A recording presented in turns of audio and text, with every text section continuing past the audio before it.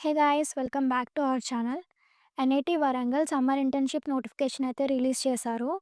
Application link నేను డిస్క్రిప్షన్లో provide చేస్తాను. అనౌన్స్మెంట్లో ఫస్ట్ లింక్ సమ్మర్ ఇంటర్న్షిప్ మీద క్లిక్ చేయండి.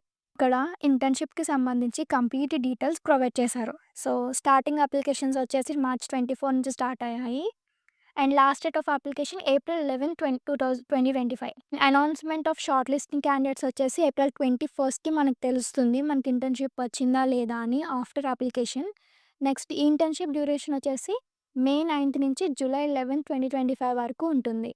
అండ్ ఎన్ఐటి వరంగల్లో మనకి ఏం ఫెసిలిటీస్ ఉంటాయి, ఫెలోషిప్స్ ఎలా ఉంటాయి అనేది ఇక్కడ డీటెయిల్గా మెన్షన్ చేశారు.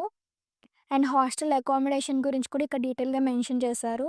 అండ్ మనం ఏ డిపార్ట్మెంట్లో అయితే ఇంటర్న్షిప్ చేయాలనుకుంటున్నామో ఆ డిపార్ట్మెంట్స్ అన్నీ ఇక్కడ మెన్షన్ చేశారు. సో ఈ డిపార్ట్మెంట్స్లో మనం ఒక డిపార్ట్మెంట్ సెలెక్ట్ చేసుకొని ఆ డిపార్ట్మెంట్లో కొన్ని టాపిక్స్ ఉంటాయి. సో ఆ టాపిక్స్లో మనం దేంట్లో ఇంట్రెస్టెడ్ ఉన్నామో ఒక టాపిక్ సెలెక్ట్ చేసుకొని దానికి సంబంధించిన ప్రొఫెసర్స్ నేమ్స్ అనేవి వెబ్సైట్ లింక్లో ప్రొవైడ్ చేశారు.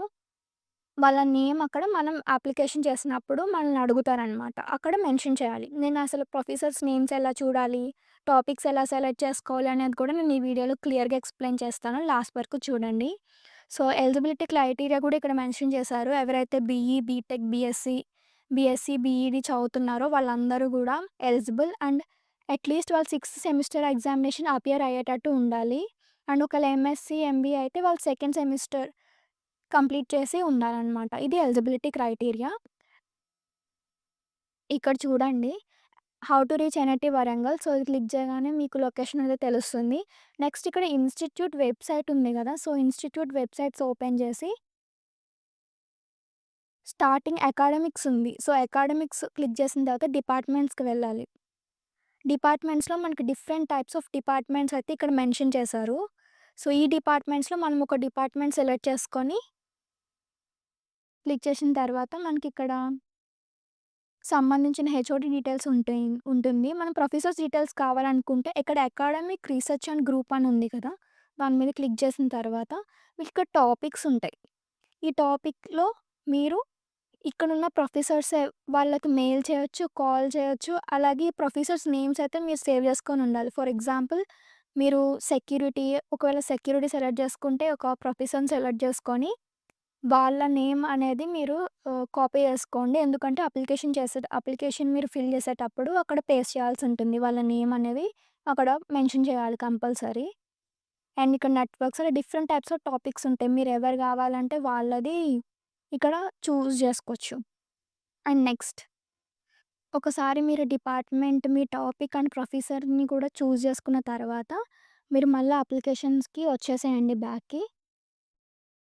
సో, ఇక్కడ మీరెలా అప్లై చేయాలనేది చూపిస్తాను. న్యూ రిజిస్టర్ మీద మీరు ఫస్ట్ టైమ్ రిజిస్టరేషన్ చేసుకున్నట్టయితే న్యూ రిజిస్టర్ మీద క్లిక్ చేయండి. క్లిక్ చేసిన తర్వాత ఇక్కడ మీ name, email ID, phone number, passwords ఇవన్నీ అయితే ఇవ్వాల్సుంటుంది. ఇది ఇక్కడ ఇవన్నీ ఫిల్ చేసిన తర్వాత సబ్మిట్ కొట్టిన తర్వాత మీకొక మెయిల్ ఒస్తుంది. మీకొక అప్లికేషన్ ఐడీ ఒస్తుంది. మీ మెయిల్‌కొచ్చే అప్లికేషన్ ఐడీ ఇక్కడ. అండ్ మీరు న్యూ రిజిస్ట్రేషన్ చేసినప్పుడు ఏ పాస్వర్డ్ అయితే పెట్టారో ఆ పాస్వర్డ్ ఇక్కడ ఎంటర్ చేసి సబ్మిట్ చేస్తే మీకు అప్లికేషన్ అనేది ఓపెన్ అవుతుంది. అప్లికేషన్ మొత్తం 4 సెక్షన్స్ ఉంటుంది. సో, మీ పర్సనల్ డీటెయిల్స్ అండ్ మీ ఎడ్యుకేషనల్ డీటెయిల్స్, ఈ ఇంటర్న్‌షిప్‌కి సంబంధించిన డీటెయిల్స్, అలాగే కొన్ని డాక్యుమెంట్స్ పెట్టాల్సుంటుంది. డాక్యుమెంట్స్ వచ్చేసి నో అబ్జెక్షన్ ఫార్మ్ మీ కాలేజ్ నుంచి తీసుకోవాలి. And SOP statement of purpose పెట్టాల్సుంటుంది. అలాగే మీ మార్క్ లిస్ట్ ఉంటే మీ మార్క్ లిస్ట్ అండ్ రెజ్యూమే కూడా అప్‌లోడ్ చేస్తే బెటర్. అండ్ మీ క్యాస్ట్ సర్టిఫికేట్ కూడా అప్లై చేయాలి. ఒకవేళ మీరు ఫిజికల్ హ్యాండిక్యాప్డ్ అయితే పీడబ్ల్యూడీ సర్టిఫికేట్ కూడా అక్కడ అప్‌లోడ్ అయితే చేయాలి.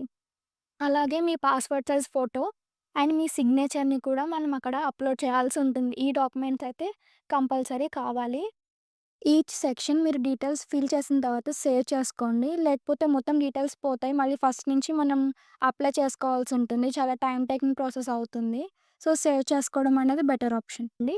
అలా 4 సెక్షన్స్ కంప్లీట్ అయిన తర్వాత ప్రివ్యూ కొట్టి ఒకసారి మీరు ఫస్ట్ నుంచి లాస్ట్ వరకు మీ అప్లికేషన్ మొత్తం చూసుకొని అప్పుడైతే సబ్మిట్ చేయండి. ఒక్కసారి సబ్మిట్ చేసిన తర్వాత మళ్ళీ ఎడిట్ చేసుకునే ఛాన్స్ అయితే ఉండదు.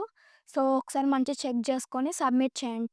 లాస్ట్ డేట్ వరకు వెయిట్ చేయకండి. ముందే అప్లై చేయడానికి ట్రై చేయండి. ఎందుకంటే చాలామంది ఇంటర్న్‌షిప్‌కి అప్లై చేస్తారు కాబట్టి, మనం లాస్ట్ డేట్ వరకు చూడకుండా ముందే అప్లై చేసుకుంటే షార్ట్ లిస్ట్ అయ్యే ఛాన్సెస్ ఎక్కువున్నాయి.